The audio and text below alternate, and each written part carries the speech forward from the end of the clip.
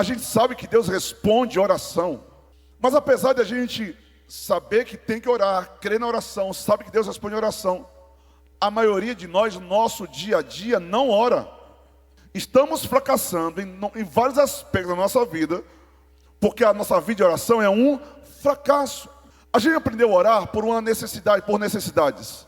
Então quando a porta se fecha, quando a doença chega, quando a coisa aperta, aí a gente lembra de Deus e começa a orar. Só que oração nunca foi para a gente apenas ficar expondo para Deus as nossas necessidades. A principal razão do porquê você precisa orar é para você se relacionar com Deus. Oração não é opção, oração é uma obrigação. Oração não é um ato opcional, oração é necessidade. E não somente a necessidade, oração é questão de sobrevivência. Se você não orar, você não consegue ficar de pé. Se você não orar, você não consegue andar de cabeça erguida. Se você não orar, você não consegue vencer alguns pecados. Porque ou a oração te afasta do pecado, ou o pecado te afasta da oração. A grande verdade é que nós precisamos orar. Jesus ensinou isso, sobre o dever de orar sempre. Está aqui escrito, orar sempre. Como é que habitualmente nós fazemos? Nós oramos de vez em quando. A gente ora ocasionalmente. A gente ora esporadicamente. Mas o padrão bíblico da oração não é este. O apóstolo Paulo diz assim, orai sem cessar. É você ter o seu tempo de oração a sós, mas também passar o dia em clima de oração. Oração é comunicação com o trono, irmão. E você pode orar onde quer que você estiver. Oração é você estar continuamente ligado com Deus. E Jesus diz, orar sempre. O apóstolo Paulo diz assim, orando em todo o tempo, orando em todo o tempo, orando em todo o tempo. Oração é uma das formas de conexão com Deus. Aí Jesus continua a sua palavra dizendo assim, eu quero ensinar para vocês o dever de orar sempre e jamais desanimar e jamais desfalecer. E a pergunta é, por que que hoje nós estamos desfalecendo na oração? Porque nós temos que lutar contra uma carne, a nossa carne, que não gosta de orar. Irmão, escute aqui uma coisa. Carne não gosta de orar. Vou repetir mais uma vez isso. Carne não gosta de orar. É assim. E quanto mais carnal você estiver, menos que você vai gostar de orar. Quanto mais carnal você estiver, menos você vai orar. É assim. Porque a oração é uma das formas de você mortificar essa natureza que não quer que você ore. Entenda isso, irmão. A sua carne é inimiga de Deus. Se a sua carne é inimiga de Deus, ela vai te distanciar dele. Se você der lugar à sua carne, você nunca vai orar. E a Bíblia diz que a carne milita contra o Espírito, e o Espírito milita contra a carne. Para que você não faça o que você deseja. Na verdade, o seu Espírito deseja orar, mas a sua carne não quer orar. Aí você diz assim, eu vou orar quando eu tiver vontade de orar. Sabe quando é que tu vai orar? Nunca. Nunca. Não ora, não ora. Ou você de forma determinada se coloca de joelho e diz, carne, você vai ter que me obedecer. Coloque-se de joelho, se rende diante de Deus e comece a orar. Só que aí você coloca de joelho e começa a orar. Aí daqui a pouco você fica com a alma perturbada. Porque a primeira carne não quer orar. Aí a tua alma fica sendo bombardeada. A alma é pensamento, sentimento, sabe, emoções. A sua alma fica perturbada. por um turbilhão de coisas que você lembra de fazer justamente quando você começa a orar. Interessante que você está fazendo as coisas, você não lembra de tanta coisa. É só colocar o joelho no chão para orar, que vem assistir um filme de tanta coisa que você precisa fazer. É impressionante. É impressionante. Vem assim um bombardeio na sua mente. E você fica com a alma angustiada, você fica ansioso, sabe, tanta coisa que vem na sua cabeça para orar. Aí você pega o celular, escute. Pelo celular e começa a anotar, não sei se tu faz isso. Porque uma das formas que você tem de descarregar sua mente é anotando. Não sei se você faz isso. Mas uma das formas de você descarregar sua mente é escrevendo. Escreve lá o que você precisa fazer. Pronto.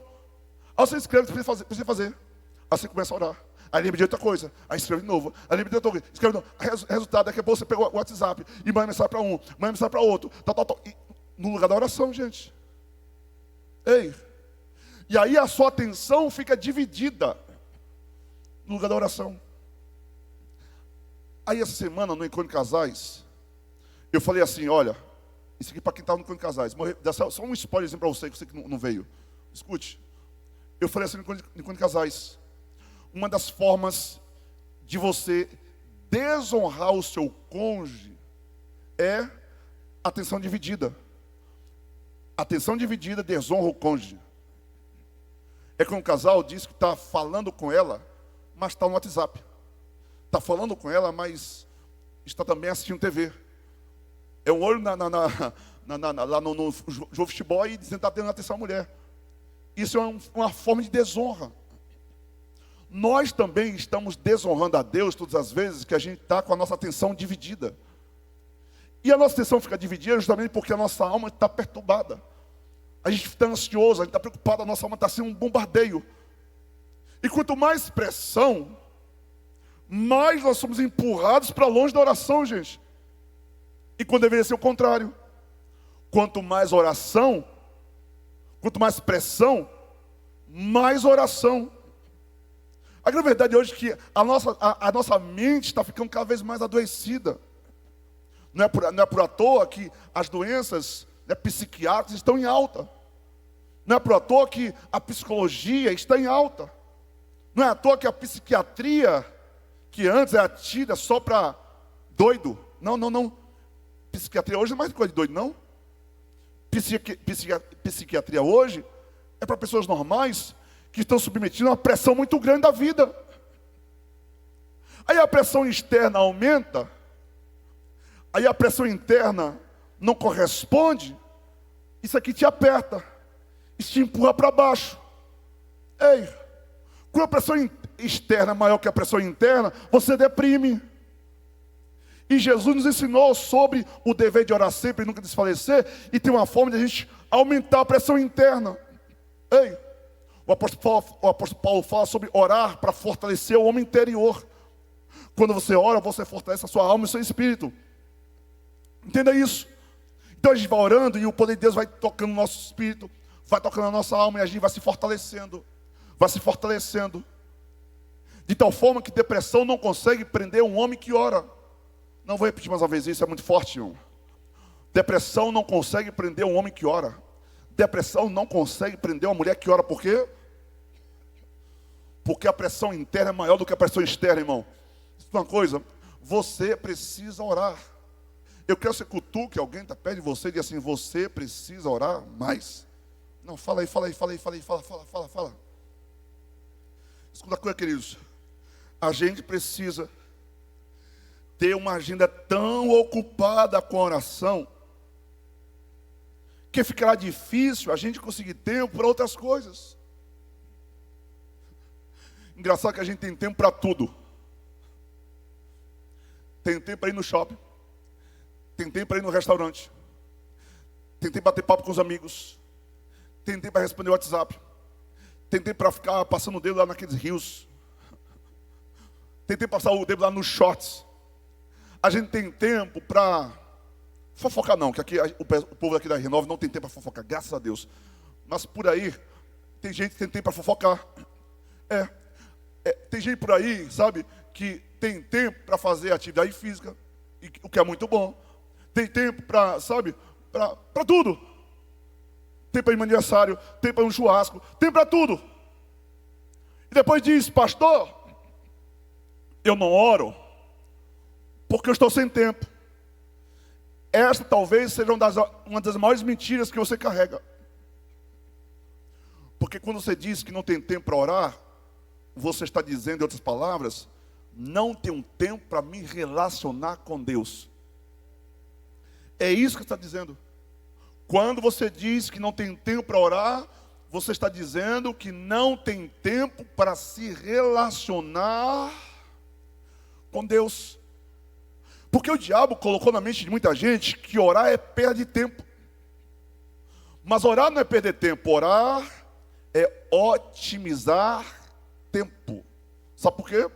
Porque enquanto você ora, o Espírito Santo vai amolando a sua ferramenta.